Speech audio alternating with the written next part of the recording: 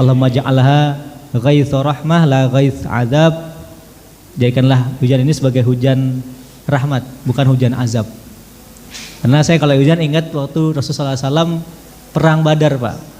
Perang Badar itu diantara sebab yang Allah berikan sebagai asbab kauniyah, yaitu adalah ketika sebelum hari H perang Badar itu turun hujan malamnya.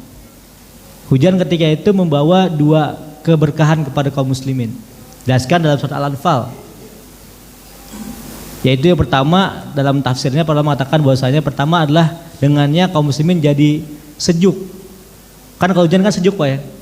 Kalau hujan enaknya ngapain, Pak? Ngopi, ngeteh, minum Indomie, makan Indomie, Pak ya. Santai gitu. Karena ketika itu kaum muslimin sedang gundah gulana, tidak pernah bayangin dapat musuh yang begitu besar. Maka dengan hujan Allah berikan ketenangan. Dasar ilmu sakinah diberikan keterangan. Kemudian kedua adalah ternyata tanah Badar ketika itu tanahnya pasir. Dan tempat yang Rasulullah SAW jadikan kemah itu lebih cadas dibanding dengan kaum musyrikin. Maka nanti dalam perang hari hanya itu kaum musyrikin agak sedikit terhambat ketika jalan ke Badar karena tanahnya blok. Nah kalau di Indonesia kan tanahnya kan tanah merah, Pak ya. Mungkin yang pernah ke Arab tahu tuh gimana kemudian tanah di tanah Arab pasir. Kalau pasir kan dia nggak nyerap air, Pak. Kalau pasir dia air nggak akan ke bawah kan, tapi tetap di atas. Maka itu kemudian menjadi di antara sebab-sebabnya. Nah insya Allah hari ini kita hujan nambah keberkahan kita di Madis dan juga di Pura ini. Nggak tahu di Bogor semua hujan atau enggak ya? Karena kemarin belum lama juga di Bogor ada bencana juga di Pamijahan, banjir bandang dan juga longsor. Bapak-bapak sekalian Allah muliakan. Insya Allah kita akan melanjutkan bahasan kita tentang surah Nabawiyah. Yang terakhir info dari Pak Rozi sampai dengan kemudian Nabi SAW menikah. Kalau kita lihat daripada kronologinya, maka setelah Nabi menikah dan Khadijah itu ada fase-fase penting juga.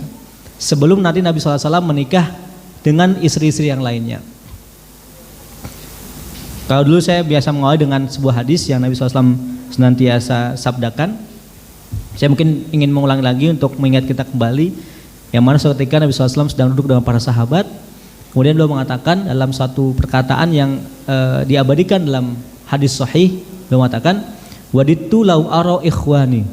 Waditu lau aro ikhwani. Saya pengen banget, rindu sekali, kangen sekali bertemu dengan ikhwan saya atau saudara saya. Kata para sahabat, ya Rasulullah, awalasna ikhwanuka. Bukankah kita ini ikhwan Anda? Kata Rasulullah SAW, la bal antum ashabi. Bukan, kamu adalah sahabat saya. Lantas siapakah para ikhwan itu? Hum alladina amanu bi walam yaruni. Mereka adalah orang-orang yang beriman kepadaku tapi belum pernah melihatku. Siapakah mereka? Yang pasti zaman setelah sahabat. Karena sahabat syaratnya satu, mesti ngelihat Nabi. Kita termasuk, mudah-mudahan termasuk orang beriman meskipun belum pernah Nabi, tapi Nabi telah inginkan kita bertemu dengan beliau sejak 14 abad yang lalu. Baik, jemaah sekalian, Bapak-bapak yang Allah muliakan, kita masuk kepada fase berikutnya ketika Nabi SAW pasca menikah dengan Sayyidah Khadijah. Sayyidah bahasa Arab, kalau di Indonesia jadi Siti, Pak. Sidah, jadi Siti. Kalau orang Suriah ngomongnya Sidah, bukan Sayyidah lagi, Sidah, biar digampangin. Kalau di Indonesia jadi Siti Khadijah. Gak apa, itu bukan menurut saya bukan suatu bid'ah, tapi hanya lisan yang kemudian berbeda saja. Nah, kita akan masuk kepada fase marhalah dakwah.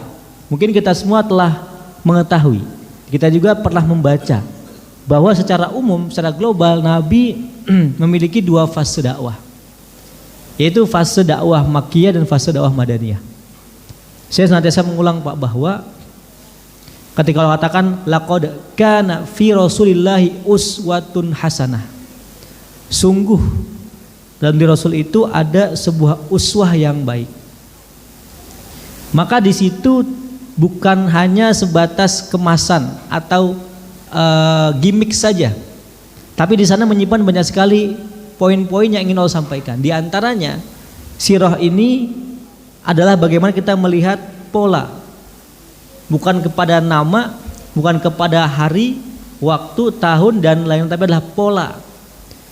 Nah, fase berikutnya adalah fase terpenting, yaitu bagaimana Rasulullah SAW menyiapkan pola.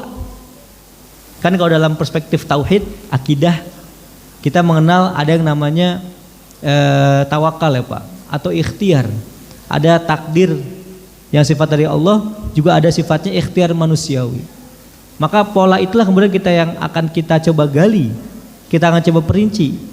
Bagaimana Rasulullah SAW kemudian membuat pola-pola itu, sehingga dalam waktu 13 tahun mampu mendirikan sebuah negara yang kemudiannya hanya 10 tahun mampu menjadi negara tanda kutip penantang adidaya ketika itu. Hanya 10 tahun umurnya, negara yang merdeka ketika itu, negara Madinah, tapi bisa menantang negara adidaya ketika itu. Baik, yang sekalian mengatakan, maka yang pertama, tatkala Nabi SAW diberikan wahyu, beliau lantas membuat sebuah pola. Ketika itu Allah mewajibkan Nabi untuk berdakwah. Di surat pertama kita ingat yang turun adalah surat Al-Alaq. Setelah itu sempat vakum beberapa waktu, tidak turun lagi ayat Al-Quran, sampai kemudian Allah sampaikan dalam suratnya, ya ayyuhal muddatsir qum fa'anzir wa rabbaka fakabbir wa thiyabaka fatahhir warjuza fahjur, al-ayah dan seterusnya. Maka ini menjadi suatu seruan dari Allah, suatu perintah dari Allah. Kalau dalam ayat ini itu menggunakan suatu pendekatan bahasa yang sangat luar biasa baik. Mungkin bapak-bapak yang pernah bedah bahasa Arab, ketika Allah sampaikan ya ayyuha, ya ayyuha adalah panggilan kepada orang kemudian sangat sangat dihormatin, panggilan sayang lah. Ya ayyuhal muddatsir, wahai orang yang berselimut. Qum fa'anzir, bangunlah dan berilah peringatan. Maka ini menjadi suatu sinyalemen. Qum adalah kata perintah. Dalam bahasa Arab, dalam Al-Quran, kata perintah asalnya adalah wajib, kecuali ada dalil yang membuat dia jadi nggak wajib. Misal contoh ketika kita di ayat Al-Baqarah, perintah untuk mencatat hutang. Ayat yang paling panjang Pak, ayatud dain. Idza tadaitum bidainin faktubuhu. Jika kalian berhutang maka catatlah. Kita bisa cek, ada nggak orang utang nggak nyatet Pak? Ada Pak ya. Bahkan kalau orang utang yang ditagihin lebih galak daripada yang nagihin gitu ya, kadang-kadang. Nah ternyata ini diantara kan wajib Ustaz, amr perintah. Tapi nanti ada sorif, ada apa istilahnya ya? Ada indikator yang buat dia jadi tidak wajib dengan hal-hal yang lainnya. Baik, kembali kepada kisah tadi bahwa Nabi awal berdakwah itu mendakwahi circle yang paling beliau mengerti kondisinya. Yang beliau yakin betul circle ini, orang-orang ini adalah orang-orang yang mampu menopang dakwah. Maka beliau mengajak paling pertama kepada istrinya, Sayyidah Khadijah, mengajak kepada anak pamannya. Anak paman itu bahasa kita sepupu Pak, Ali bin Abi Thalib. Karena Abu Thalib adalah pamannya beliau, berarti Ali anaknya, berarti sepupu ya, masih satu garis tapi sepupu.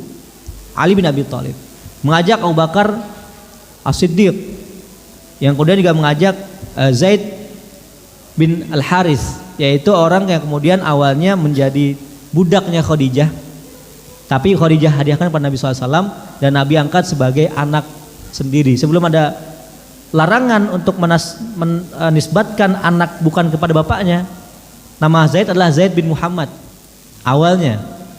Tapi turun perintah untuk melarang, jangan kamu nisbatkan kecuali kepada bapaknya yang asli. Maka Zaid bin Al-Harith, bukan Zaid bin Muhammad SAW. Jadi pertanyaan Pak, kita mungkin sering dengar tuh, orang yang bahasa kita adalah al-awail as-sabiqina, orang-orang yang paling pertama yang paling duluan masuk Islam. Tapi pertanyaannya kenapa? Kenapa Ali? Kenapa Khadijah? Kenapa Abu Bakar As-Siddiq? Kenapa Zaid? Kenapa Bilal? Dan kenapa yang lainnya? Padahal ketika itu Pak, saya pernah jelaskan di awal, Mekah itu kan kota kosmopolitan. atau bahkan megapolitan. Kenapa orang-orang ini bukan orang-orang yang lain? Kan banyak orang yang lainnya. Nabi sepupunya banyak. Anaknya Abu Thalib. Bahkan nanti ada anak-anak paman yang lain. Anaknya paman beliau Al-Abbas misalnya. Banyak yang lain seterusnya. Tapi kenapa Ali bin Abi Thalib? Nah, nanti kita akan lihat di situ bagaimana Nabi SAW kemudian merancang sejak dini. Di antara asbabnya bahwa Nabi SAW mencari orang-orang yang pernah langsung bersinggungan dengan beliau.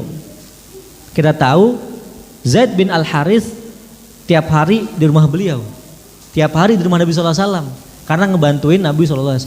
Jadi beliau tahu banget gerak-geriknya, sifat-sifatnya, apalagi baik buruknya. Nanti kalau kita bahas tentang konsep yang menjadi privilege Islam, bahasa ini bahasa yang kita sering dengar tentang ukhuwah Islamiyah misalnya. Maka Nabi itu membahas ukhuwah itu sejak dini. Nanti ada tangga-tangga itu Pak. Ada tangga pertama ta'aruf dulu, saling kenal. Yang kedua tafahum, saling memahami, saling ngerti. Oh si A orang ini, sukanya ini, perilaku seperti ini, bla bla bla bla. Yang ketiga baru at-ta'awun, saling bekerja sama. Nah maka ini kita akan lihat seringkali dalam aspek aplikasi kita menuntut orang untuk bekerja sama dengan kita. Misalnya di masjid, pengurus misalnya, atau di lingkungan kita, RT RW misalnya. Tapi kita belum bangun basic bagaimana kemudian sampai kepada tahapan ta'awun. Pertama kan ta'aruf dulu, tafahum, baru ta'awun. Meskipun nanti pada prakteknya bisa dikombine. Tapi Rasul melihat itu. Beliau tahu bahwa dakwah ini berat dan beliau membutuhkan basis kekuatan permulaan yang cukup kuat juga. Yang beliau yakin sikoh, orang ini pasti nggak akan pernah murtad dari ajaran beliau. Kan nanti jadi masalah Pak. Kalau tiba-tiba kita bikin satu gerakan atau satu majlis, orang yang paling pertama gebosin kita, orang kita ajak pertama kali. Nanti gimana ke depannya? Kata orang, ente gimana mau bikin kepanitiaan, orang teman dekat ente aja pada nggak ikut sama ente gitu. Bahasa kita seperti itu.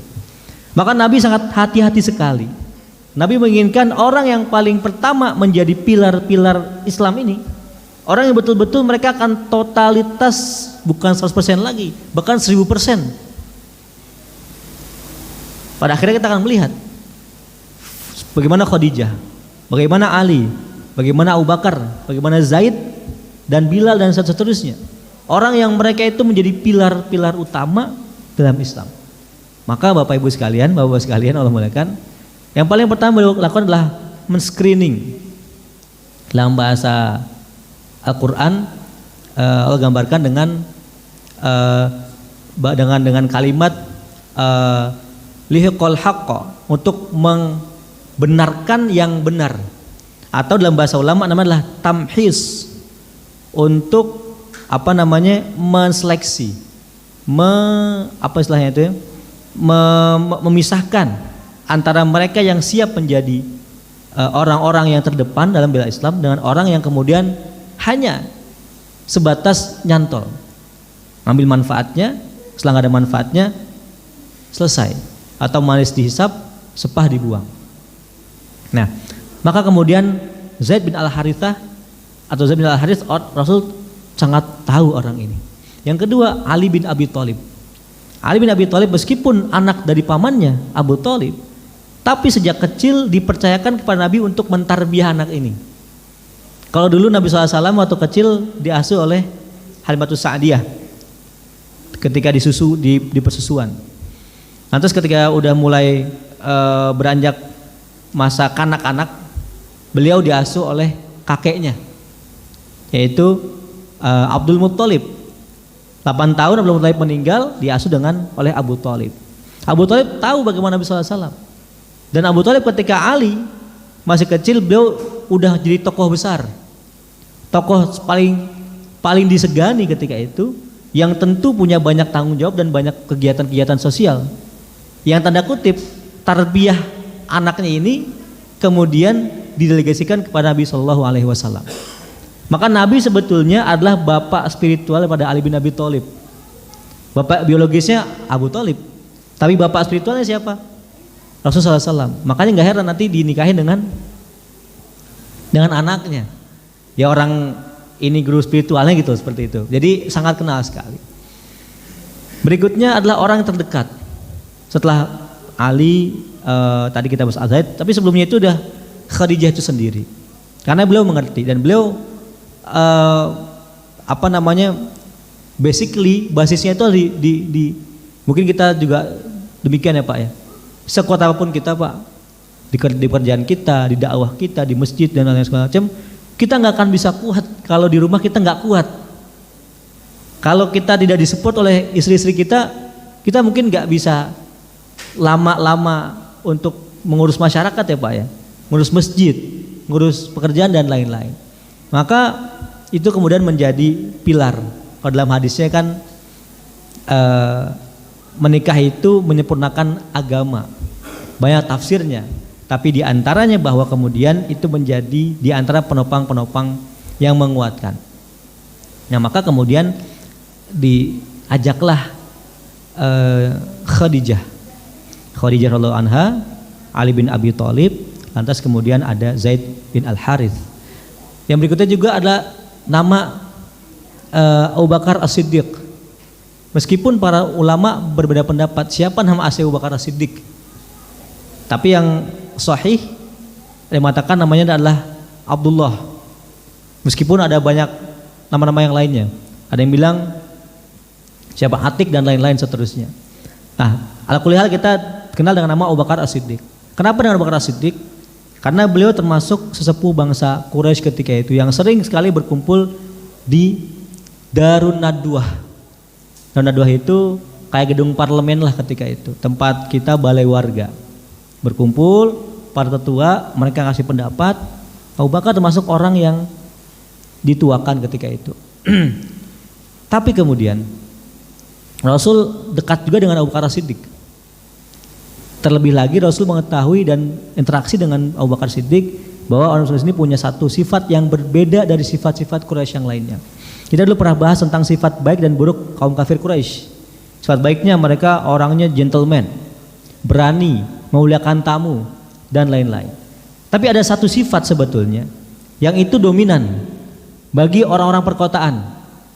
Apalagi orang-orang dengan status megapolitan.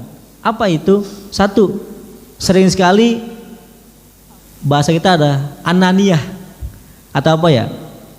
Kurang tawadu lah. Apa ya kurang tawadu itu? Kurang rendah hati, tinggi hati. Orang kota, pusatnya rumah Allah ketika itu di Ka'bah. Itu terlihat nanti dengan Abu Jahal, dengan Abu Lahab, dengan yang lainnya, dengan Umayyah dan seterusnya, Umayyah bin Khalaf dan lain-lain seterusnya. Ketika mereka menolak dakwah Nabi SAW itu bukan karena tidak benar, tapi karena sifat tinggi hatinya itu yang buat mereka menolak. Maka dalam Islam diberikan istilah baru, yaitu kafaro, kafir. Kafaro dalam bahasa Arab adalah orang yang ghatta nafsahu, orang yang menutup diri, nggak membuka diri. Kalau Abu Bakar Siddiq dengan rendah hatinya, maka dia akan membuka diri. Maka kemudian Abu Bakar Rasul pilih menjadi target Rasul yang paling pertama beliau dakwahi. Karena di antara segitu banyak tokoh-tokoh bangsa Arab ketika itu, tapi yang paling mungkin disentuh karena rendah hati ya Abu Bakar Siddiq, bukan yang lainnya. Maka nanti terbukti itu banyak sekali beliau sangat rendah hati, agak lempar jauh ke tempat yang lain. Buktinya apa rendah hati Abu Bakar Siddiq? Nanti kita akan temukan dalam kisahnya ketika Abu Bakar dengan Umar pernah bersengketa, pernah pernah berseteru, sampai kemudian keduanya itu sama-sama marah. Tapi kemudian nanti kita akan lihat bahwa orang yang paling pertama ketika itu meminta maaf ada Abu Bakar Siddiq, bukan Umar bin Khattab. Ketika itu Rasul bahkan marah pada Umar, kamu apakan besan saya, karena yang salah itu adalah Umar ketika itu. Tapi kemudian yang paling pertama maaf adalah Abu Bakar Siddiq. Kata Abu Bakar Siddiq, ya Rasulullah jangan hukum dia, saya yang salah. maka saya minta maaf. Padahal Pak usianya jauh sekali Pak, usianya jauh. Mungkin antara anak dengan bapak usianya cukup jauh. Tapi itu menandakan bagaimana kemudian Abu Bakar punya sifat yang unggul, itu sifat rendah hati. Yang Allah mulakan itu di antara orang-orang yang awail. Nanti setelah itu berkembang masuk Islam. Ada misalkan Abdurrahman bin Auf, kemudian juga nanti kita lihat ada sahabat-sahabat yang lainnya yang kemudian dalam beberapa penjelasan para ulama itu disebutkan ada sekitar 80 orang dan seterusnya. Nah, maka kemudian setelah Nabi SAW mencoba untuk kemudian membuat satu basis masyarakat, basis massa, beliau pilih orang-orang terbaiknya, maka beliau gulirkan program berikutnya. Nah ini pun mungkin juga kita bisa praktekkan Pak dalam gerakan baik di masjid, di tempat-tempat sosial kita. Setelah adanya SDM, maka yang gak kalah penting juga adalah adanya manhaj. Bahasa kita adalah kurikulum. Karena sebetulnya Islam itu tidak akan bisa berdiri tanpa adanya SDM. Dan SDM itu gak akan bisa tanpa adanya kepemimpinan. Itu pasti butuh sistem. Maka beliau ketika mengajak orang masuk Islam itu, meskipun ketika itu dalil masih sangat terbatas Pak, masih awal-awal dakwah, belum terlalu banyak. Bahkan para ulama mengatakan dalam beberapa hadis yang dilakukan para sahabat, awal-awal Nabi sebelum Isra Mi'raj itu perintah yang paling pertama diterima Nabi sebelum berdakwah adalah perintah sholat. Sholatnya dua kali, bil qadati wal asyi, yaitu pagi sebelum terbit fajar 2 rakaat dan sore hari sebelum terbenamnya matahari juga dua rakaat. Jadi ada dua salat Nabi Shallallahu Alaihi Wasallam. Saya mengambil beberapa referensi, diantaranya saya mengambil dari kitab Ar-Rahiqul Maktum, kemudian yang kedua juga dari tafsir dari Sirah Ibnu Hisham dan Ibnu Ishaq. Baik, yang muliakan, maka kemudian Nabi SAW mulai kemudian memberikan pengajaran-pengajaran tertentu. Beliau mulai membuat taklim atau mengajarkan tentang poin-poin inti dalam agama Islam yang kemudian beliau tanamkan kepada para sahabatnya. Baik Bapak sekalian, sebelum kita berlanjut, maka secara global tadi saya sampaikan ada 2 fase Mekah dan fase Madinah. Fase Mekah sendiri kemudian ternyata kita rincikan lagi. Dia nggak satu fase begitu saja. Tapi dalam fase Mekah yang 13 tahun itu ada 3 fase di dalam fase Mekah. Pertama adalah fase dakwah Siriyah. Itu berlangsung selama 3 tahun. Selama 3 tahun Nabi diam-diam. Yang kedua adalah fase dakwah Jahriyah. Berlangsung sampai dengan tahun ke-10 kenabian. Berarti 7 tahun Pak. Yang pertama 3 tahun, yang kedua 7 tahun. Nah 3 tahun terakhir sebelum hijrah adalah fase ekspansi dakwah ke tempat-tempat di luar kota Mekah. Karena ketika itu mendapatkan kebuntuan yang sangat luar biasa di kota Mekah. Nanti tahun 8 hijrah ketika Nabi SAW dakwah Jahriyah, memang awalnya sempat mendapatkan sinyalemen kemenangan ketika Umar bin Khattab masuk Islam. Tapi kita juga ketahui bahwasanya kala itu kaum muslimin sangat berat sekali ketika diboikot oleh kaum kafir Quraisy selama beberapa tahun, sampai kemudian disampaikan ada 2 tahun dan 3 tahun dalam beberapa riwayat, sampai mereka kemudian makan dari rumput-rumput yang tumbuh secara liar karena nggak punya makanan, diboikot. Nah sebelum kita lanjut, ada pertanyaan yang paling mendasar. Kenapa kemudian dakwahnya pertama dengan sembunyi-sembunyi? Bukankah Nabi itu merupakan orang yang paling disegani, paling punya gelar Al-Amin, jujur, pasti dengar dong. Nasabnya pun mulia. Kita dulu kan bahas kan, saya adalah orang yang paling baik di antara anak-anak bapak saya. Bapak saya yang terbaik daripada anak kakek saya dan seterusnya. Jadi Nabi itu dari zuriyah yang paling baik. Nabi SAW pun baik juga. Lantas kenapa dengan dakwah Siriyah? Kenapa 3 tahun dan seterusnya? Tentu para ulama kemudian berusaha untuk mengambil benang merahnya. Di antara yang para ulama sampaikan, ulama sirah. Pertama bahwa itu menjadi hal yang sangat kita bicara yang sangat mungkin dan yang sangat aplikatif. Mengingat ketika itu di Mekah itu kota megapolitan, yang mana jika ada 1-2 pergerakan yang berbeda itu akan menjadi pusat pembahasan dari semuanya. Misalkan contoh sekarang Pak, mungkin di Bojonggede banyak kasus yang terjadi, tapi satu kejadian di Jakarta orang Bojonggede tahu Pak. Beda kebalikannya, kalau di Bojonggede ada sesuatu sono nggak tahu orang Jakarta. Bener nggak Pak? Kayak kemarin nih di Pamijahan longsor banjir, orang Jakarta pada nggak tahu. Kita tahu, tapi beda. Misalkan Jakarta banjir, kok kita tahu tuh. Padahal banjir cuma 1 senti doang misalnya, atau 2 senti. Kenapa? Pusat kota. Di sana kalau ada satu isu, itu isu nasional langsung. Makanya ini sih bukan kita bicara politik, tapi biasanya orang itu gitu resepnya. Menang Jakarta, menang Indonesia. Sama kayak di Turki misalnya. Siapa yang bisa menguasain Istanbul, dia bisa menguasain Turki. Sama seperti itu. Nah itu juga sebenarnya dipakai dalam konsep Al-Quran. Maka kenapa kemudian Mekah menjadi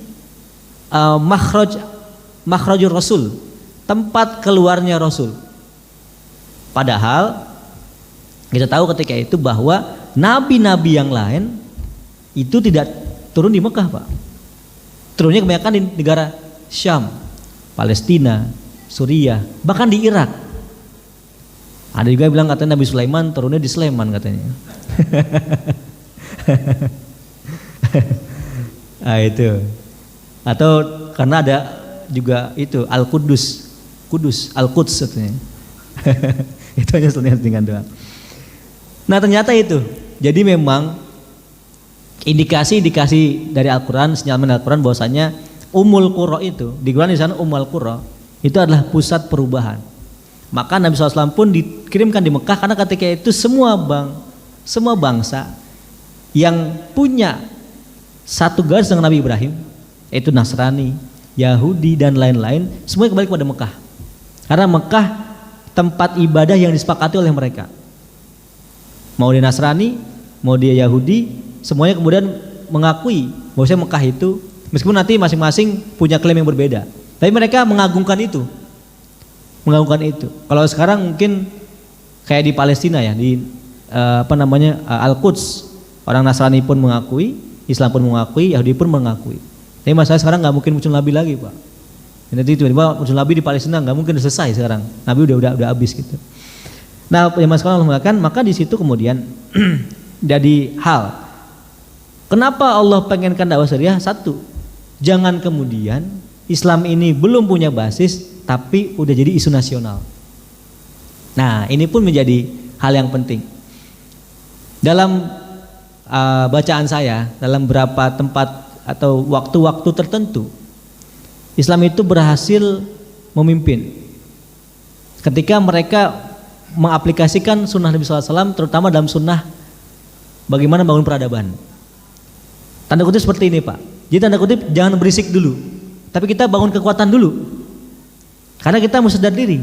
Nabi ketika itu kalau mau konfrontasi sangat kuat, bisa. Mau konfrontasi nih, bisa. Oh Nabi itu sama Allah SWT punya malaikat Jibril di belakangnya. Malaikat Jibril, malaikat yang serata paling atas di antara para malaikat yang lainnya. Bahasa Qur'annya, bahasa Arabnya adalah muqayyadun bil wahyi ataupun muayyadun bil malaikah. Ditakyidkan, dibantu oleh malaikat. Kalaupun mau konfrontasi, langsung aja konfrontasi Pak. Langsung keluar. Naik ke bukit, naik ke Ka'bah, langsung menyeru dan seterusnya. Tapi tidak. 3 tahun beliau bangun basis itu. 3 tahun beliau bikin strategi itu. Kenapa? Karena butuh SDM yang unggul. Maka yang pertama bahwa perlu juga kita kiranya ketika membangun suatu, mungkin kita nggak bikin negara ya Pak. Kita membangun misalkan Qaryah Thayyibah atau RT lingkungan yang baik, kampung yang madani, kampung yang baik. Karena pasti ada kiri kanan ada yang pro kontra, pasti itu kemudian. Maka kemudian kita bangun dulu konsepsi SDM-nya, kemudian kita bisa lihat itu dalam 3 tahun itu seperti apa, kemudian kita bisa kemudian mulai menyuarakan dengan lebih lantang. Baik Bapak Ibu sekalian, menggunakan para jamaah.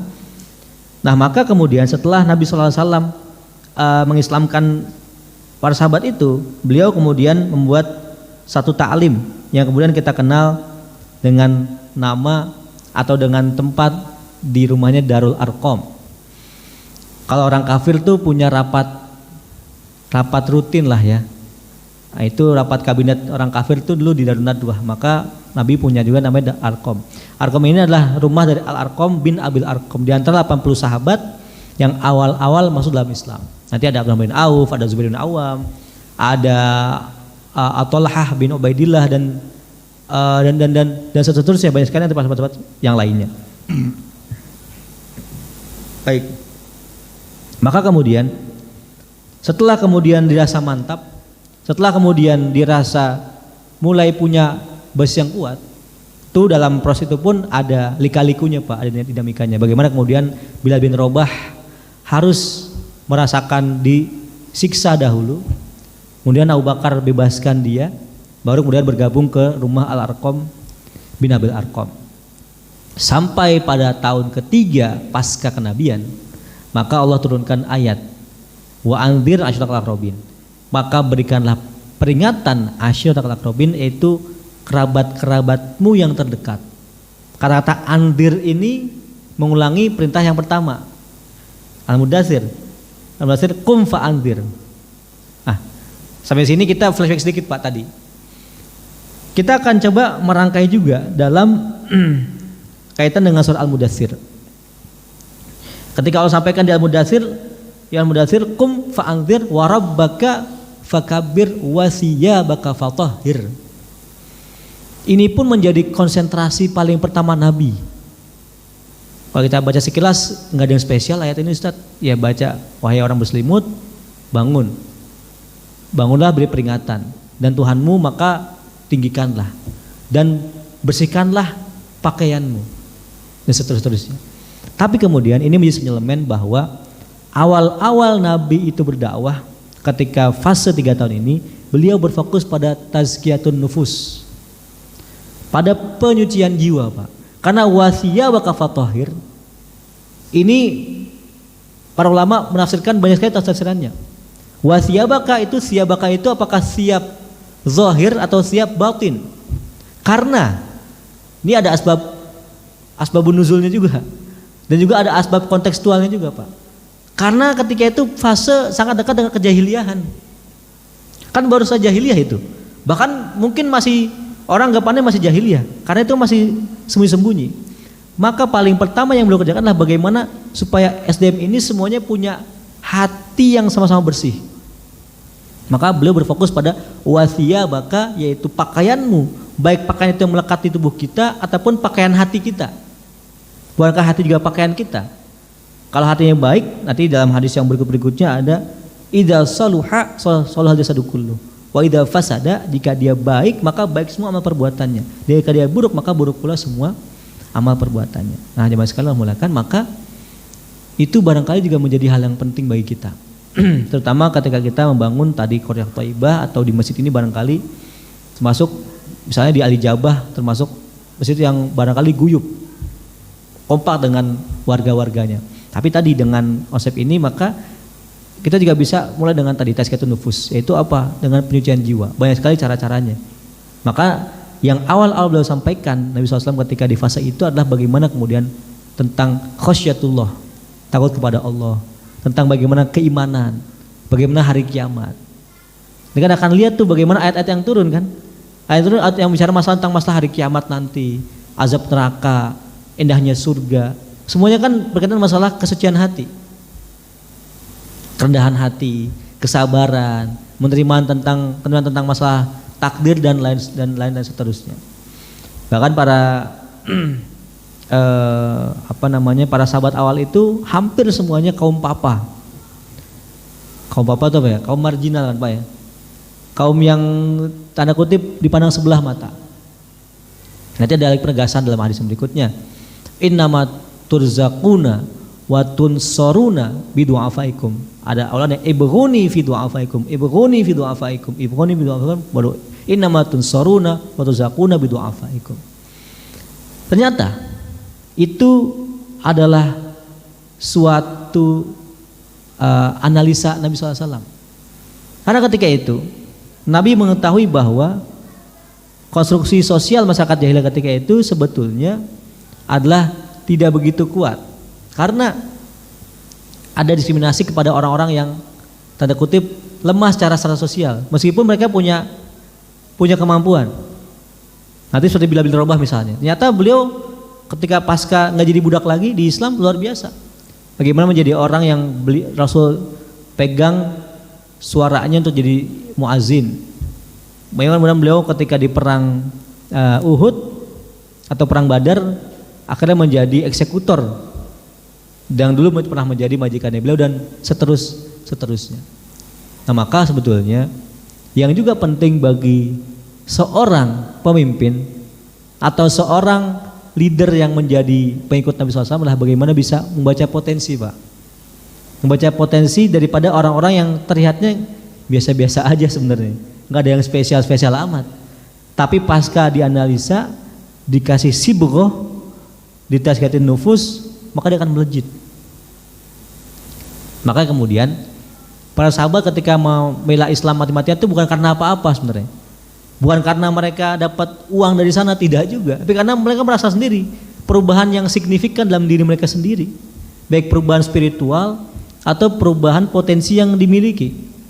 Maka inilah solusi kita. Inilah yang kita bisa pertahankan. Kalau zaman jahiliyah Bilal jadi apa? Setengah manusia, Pak. Setengah manusia, bukan manusia lagi, setengah manusia. Di Islam bahkan terompahnya pun kedengaran di surga Allah Subhanahu wa taala. Baik. Yang mengatakan maka tadi wasiyah kafatu akhir warujza fahjur. Maka berikutnya adalah maka rujis. Rujis itu adalah kotoran-kotoran. Hal-hal yang hina, hal-hal yang tidak positif, maka hijrahkanlah, wahjur, jauhkanlah. Maka ini suatu guidance bagaimana kemudian umat Islam ketika itu mulai dikasih pandangan tentang bagaimana kemudian dia mulai menata langkah-langkah prioritasnya. Tentu banyak sekali perbuatan nanti ke depannya, tapi Allah kasih guidance dulu. Yang paling pertama prioritasnya adalah antum bersihkan dulu nufus-nufus antum atau kita. Kemudian berikutnya adalah jauhi hal-hal yang kira-kira bisa membuat ini porak-poranda. Di antaranya sebetulnya adalah kalau kita baca dalam bangsa Arab ketika itu yang paling dominan kan adalah peran apa istilahnya itu dendam ataupun peran harga diri yang begitu diagungkan sehingga menjadi asobiyah. Saya coba kaitkan pada kehidupan kita sehari-hari pada yang sekarang. Barangkali kaum muslimin sekarang juga kita perlu juga mencontoh seperti itu. Bagaimana kemudian hari ini kita nggak bisa lagi kemudian kita fase apa saat sekarang sih, makiyah atau madaniyah? Kalau makiyah berarti kita belum wajib sholat dong gitu kan? Oh itu salah juga. Tapi dalam melihat itu kita bisa mencontoh hal yang tadi. Bagaimana kemudian ketika wasiyabaka fatahhir, bersihkanlah pakaian-pakaianmu, tapi juga di satu sisi ada perintah untuk menjauhi hal-hal yang bisa membawa kepada kontraproduktif. Contoh yang paling mudah, yang paling gampang itu adalah tentang perbedaan pendapat ataupun perpecahan. Saya sambil sharing aja Pak ya, saya pernah taklim juga di beberapa tempat yang saya sampai kaget. Saya nggak sebutkan nama masjidnya Pak. Saya pas lagi taklim itu saya bahas tentang fikih prioritas. Tiba-tiba ada jamaah nanyanya saya agak-agak aneh. Dia bilang, Ustadz, gimana ketika itu masih COVID? Beliau mempersoalkan ketika di masjid itu ada pakai karpet. Padahal kan prioritasnya kan kita menjaga kesehatan, bla bla bla seterusnya. Bahkan belum mempersoalkan kenapa karpetnya imam itu sampai 3. Ini pas kita sholat 1, 2, 3 tumpuk. Ternyata kita punya usut ternyata di situ memang cukup tajam konfliknya. Jadi pengurus-pengurusnya itu ada yang lama baru seterusnya mereka kemudian Beda pendapat, tapi kemudian jadi berujung konflik. Kemudian saya sebenarnya ketika itu saya ingatkan tentang ayat di surat Al-Anfal. Allah mengatakan, wa yang beriman atiullaha wa atiur rasul wa la tanaza'u fatafshalu wa tabarhukum wasbiru innallaha ma'as sabirin. Ayat ini saya sebenarnya sangat terkesima dengan paduan-paduan kata-katanya, Pak. Mengatakan pertamanya, wahai yang beriman, taatlah pada Allah dan Rasul dan Rasulnya, janganlah kalian saling berpecah belah. Karena kata-kata tanaza'u itu berbeda dengan kata-kata takhtalifu. Kalau takhtalifu itu berbeda pendapat, berbeda itu sunatullah. Saya dengan Bapak di sini tentu berbeda, tinggalnya pun beda, PC-nya pun beda, tingginya pun beda. Beda itu hal yang wajar. Tapi orang sampaikan dengan tanaza'u, niza, dan niza itu bahasa Arab tanaza'u adalah naza'a. Tapi menggunakan suatu struktur namanya tanaza'a. Tanah itu dari wazan tafa'ala. Ada saling. Nanti ada hadisnya. Tahadu tahabu. Saling ngasih hadiah, saling mencintai. Jadi kalau niza itu keduanya mesti sebagai orang yang aktif. Yang ini nyerang juga. Maka dapat tuh ayat tadi. Nah hari ini kan kita lihat juga. Ketika ada perbedaan yang cukup tajam, biasanya ada saling aktif di antara keduanya. Ayat itu nggak mengatakan wala naza'a yanzi'u, wala tanzi'una, tapi wala tanaza'u. Tanaza'u itu adalah tafa'ala, ada saling. Maka ketika mereka saling menyerang, fatafshalu, kata fa lagi. Fa itu adalah dimensi berikutnya atau maka. Fa itu sama nanti dengan dia dzaraf, ada fa, ada wa, ada summa. Tapi kalau wa itu menunjukkan ada bukan berurutan. Ada dan, ini dan itu dan itu dan itu. Tidak menunjukkan pada waktu. Kalau summa menunjukkan pada waktu. Saya minum air, maka kemudian setelah itu saya akan tidak dahaga lagi. Tapi ada jeda waktu yang cukup panjang. Tapi kalau fa itu jeda waktu langsung. Saya misalkan melakukan A langsung ke yang B. Nah ini kita agak sedikit keluar, tapi saya peringatkan, maka Nabi itu yang beliau pertama kali sangat jaga. Dengan cara apa? Dengan cara dijaga nufusnya. Saya azan Pak ya. Kita azan dulu kali ya. Baik, silakan. Baik, kita lanjutkan sedikit, nanti kita akan salat Isya. Tadi kita sampai kepada Rasul mulai berdakwah secara jahriyah. Maka pasca Rasul berdakwah secara jahriyah, Bapak sekalian, Rasul naik ke Bukit Sofa. Mungkin yang pernah haji atau umroh, Sofa itu kan bukitnya cukup tinggi Pak dulu ya, sebelum kemudian sekarang seperti ini. Bukit Sofa itu dulu sebagai istilahnya simbol. Maka nanti di dalam surat Al-Quran itu ada satu profesi yang Allah badikan, itu surat Asy-Syu'ara. Orang ketika naik ke sofa itu cirinya ada berita penting. Dulu seperti itu Pak. Jadi sofa itu menjadi ciri bahwa ketika orang pengen ada berita penting, dia naik ke situ dan bicara dari bukit sofa. Nabi ketika itu langsung ke bukit sofa, bicara, memanggil semua bani. Wahai bani Fihr, wahai bani Ka'ab, wahai bani Murrah, bla bla bla bla, bani-bani yang klan-klan itu dulu tuh sangat dipegang. Kalau kita kan sekarang kayak ada kalau itu ada Siregar, Nasution, ada Tubagus dan lain-lain. Ada kabilah-kabilah seperti itu. Maka setelah itu beliau sampaikan, wahai manusia semuanya, apakah kalian akan membenarkan saya kalau saya bilang di balik bukit ini ada sekumpulan serigala yang tentang kalian? Oh iya betul. Kamu orang yang paling kita ketahui kejujurannya. Oke, maka Nabi mengatakan, maka wahai manusia, bertakwalah pada Allah, berimanlah masuk Islam, karena angkidu anfusakum minan nar, selamatkan diri kalian dari api neraka. Nabi sampaikan dakwahnya. Kemudian Abu Lahab mengatakan dengan sangat congak, tabban laka ya Muhammad, sungguh keterlaluan ente wahai Muhammad, kata Abu Bakar. Bahkan bahasa kita mungkin agak sedikit kasar lagi. Tabban itu udah kasar lah Pak, itu ya. bisa brengsek ente gitu. Ente gara-gara ini doang ente yang kulin kita. Alihada jama'at tanah kata Abu Lahab.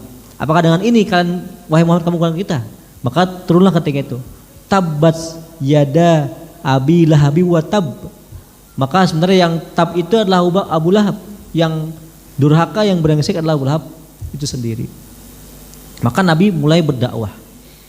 Di antara yang beliau jadikan sebagai basis utama adalah dakwah kepada para jamaah haji yang datang dari setiap penjuru, yang kemudian membawa sekian jumlah orang yang nanti harapannya Islam ini mulai menyebar di sekian tempat. Nah maka sampai berita ini kepada kaum kafir Quraisy, maka mereka pun mulai memberikan perlawanan karena Nabi Muhammad udah terang-terangan nih. Orang Mekah pun juga terang-terangan juga melawannya. Dari mulai menghalangi Nabi, dari mulai mencerca Nabi, dari mulai memberikan Nabi kotoran onta, kotoran-kotoran yang lainnya di depan Nabi, dan seterusnya. Para sahabat yang kemudian disiksa.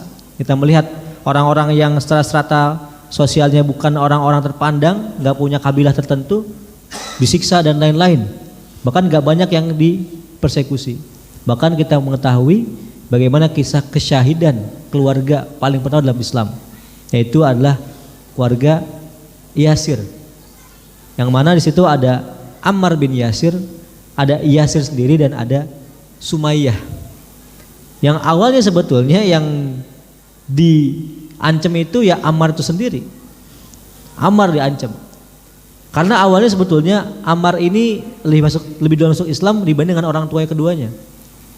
Yasir dan Sumayyah lebih terakhir masuk Islam dibanding dengan Ammar. Awalnya mereka juga kaget, tapi setelah dijelaskan mereka pun masuk Islam. Tapi kemudian karena mereka ini kalangan budak, mereka pun akhirnya harus disiksa dengan siksaan yang begitu luar biasa dahsyat. Dan yang dikatakan ketika itu Ammar dipertontonkan bagaimana kedua orang tuanya kemudian dibunuh. Kalau Yasir itu ditarik oleh 2 ekor, sebagian mengatakan 4 ekor kuda. Jadi misalkan tangannya ditaliin Pak, kaki kan ditaliin, kaki ditaliin, ditarik oleh arah yang berbeda. Kita bisa bayangkan seperti apa. Dan itu diperlihatkan di depan anaknya sendiri. Dan Yasir ketika itu udah usia sepuh, bukan lagi anak muda, udah usia sepuh. Tapi ketika ditanya, Yasir ente mau murtad gak?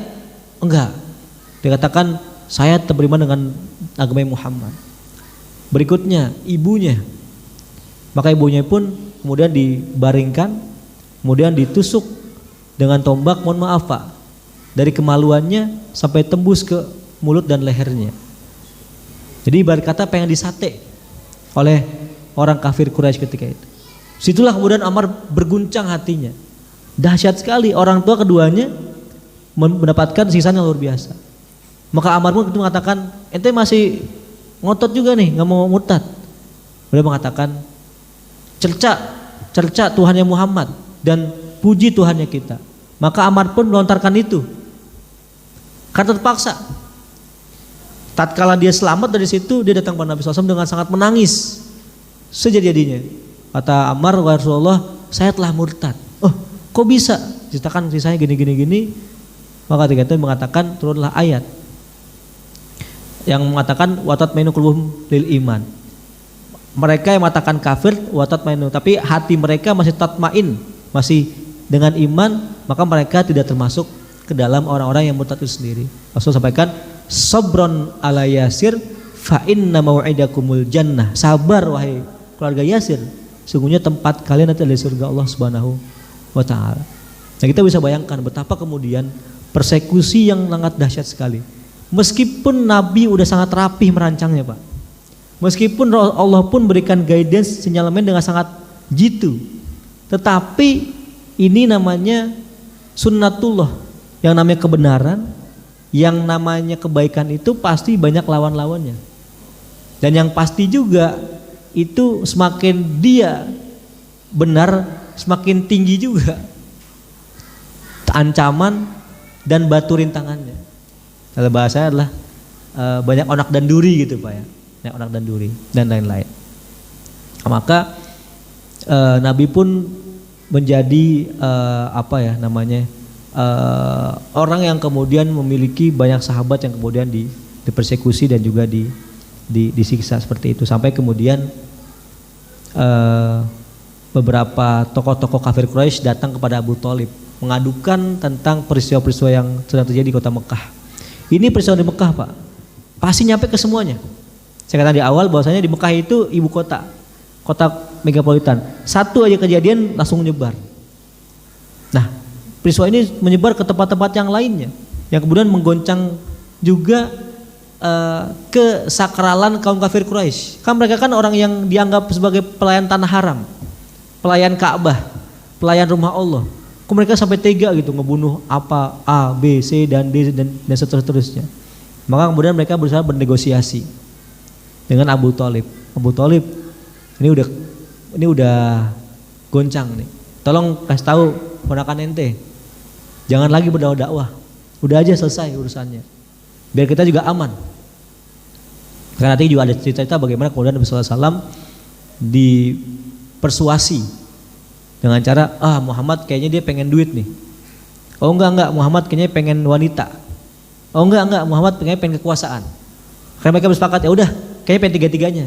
Datang ke Abu Thalib, bilang ke Muhammad, wahai Muhammad, kalau ente kayak begini emang pengen nyari duit, kita bakal kumpulin semua saham-saham kita di perusahaan-perusahaan yang paling besar di kota Mekah ini. Kan kita tahu orang Quraisy itu kan orang ahli-ahli usaha, para pengusaha semua.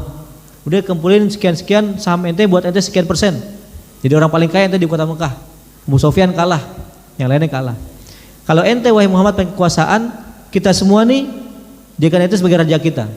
Kita sebagai anak-anak buah anda. Atau kalau anda kurang puas juga, kita punya banyak anak-anak, punya istri-istri, kita kumpulkan yang paling cantik buat anda. Maka kemudian terungkap suatu perkataan yang ini memang diperdebatkan keabsahannya, tapi secara makna sahih. Kalaupun ditaruh matahari tangan kananku dan bulan tangan kiriku untuk meninggalkan perintah dakwah ini, gak akan pernah aku tinggalkan sampai aku bertemu dengan Allah Subhanahu wa taala. Maka ini menjadi bukti bahwa leader itu juga menjadi contoh yang paling terdepan dalam menghadapi tantangan tersebut. Maka Nabi sendiri yang kemudian juga kalau beliau nggak kuat nih, kalau beliau nggak konsisten, sudah selesai kan goncang, Pak. Saya ngebayangin, Pak, Nabi yang dulunya sangat dihormatin, penuh dengan kemapanan, keluarganya sangat nggak ada apa-apa, tiba-tiba saat berubah total. Hanya dalam waktu 3 tahun. Kan Syria 3 tahun Jahriyah, setelah itu berubah total, dicaci, dimaki, berusaha dibunuh. Itu buat seorang manusia luar biasa tuh untuk butuh adaptasi yang cepat. Mungkin kalau ada orang juga misalnya barangkali dia secara ekonomi barangkali berputar, itu kan juga kemudian dia mesti adaptasi. Bagaimana dengan Nabi SAW yang semuanya serba berbeda. Nah maka karena waktu juga sudah mau jam 7:30 di akhir saya akan menyimpulkan di dalam fase dakwah Syriah ini yang 3 tahun itu, maka Nabi pertama kali adalah membangun satu basis kekuatan SDM, yang mana SDM itu difokuskan dengan tazkiyatun nufus atau menguatkan iman dan kesucian hati, karena itu basisnya. Yang kedua, ketika rasa siap, maka beliau kemudian mulai beliau secara jahriyah, dan beliau mulai dari kantong-kantong yang menjadi pandangan banyak masyarakat, yaitu di Bukit Sofa. Bukit Sofa adalah tempat yang mana ketika itu semua orang kalau pengen didengar oleh semuanya datang ke Bukit Sofa, dan beliau ambil itu kesempatan itu, dan beliau pun udah memperhitungkan resiko-resikonya. Nah, kenapa beliau pilih itu? Karena beliau tahu di belakangnya banyak orang-orang yang udah siap. Ketika ada yang disiksa, Abu Bakar datang ngasih uang bebasin orang itu. Ketika ada apa, kemudian beliau pun akan berusaha mempersuasi, mengadvokasi dan lain-lain. Dan orang-orang ini yang beliau rasa memang udah siap lahir dan batin. Makanya kita akan lihat nanti separah-parahnya fase Makkiyah, hampir tidak ada sahabat yang menjadi tanda kutip musuh dalam selimut. Berbeda dengan fase Madaniyah yang sebetulnya udah nyaman, tapi sangat banyak musuh dalam selimut. Nah itulah perbedaan antara fase Makkiyah dengan fase Madaniyah. Maka itu yang kita bisa bahas pada malam hari ini dari fase tentang dakwah Nabi SAW, marhalahnya yang masih panjang nanti. Mudah-mudahan yang kita bisa bahas pada hari ini ada manfaatnya dan bisa kita terapkan dalam hidup sehari-hari kita, terutama dalam bangun kampung ataupun perumahan lah yang kampung, qaryah thayyibah atau perumahan yang menjadi perumahan-perumahan yang madani yang nanti bisa mengikuti yang Rasulullah SAW dalam menerapkan Islam ya rahmatan lil alamin dan juga menjadi berkah bagi semuanya. Demikian yang saya bahas. Walafu minkum. Wassalamualaikum warahmatullahi wabarakatuh.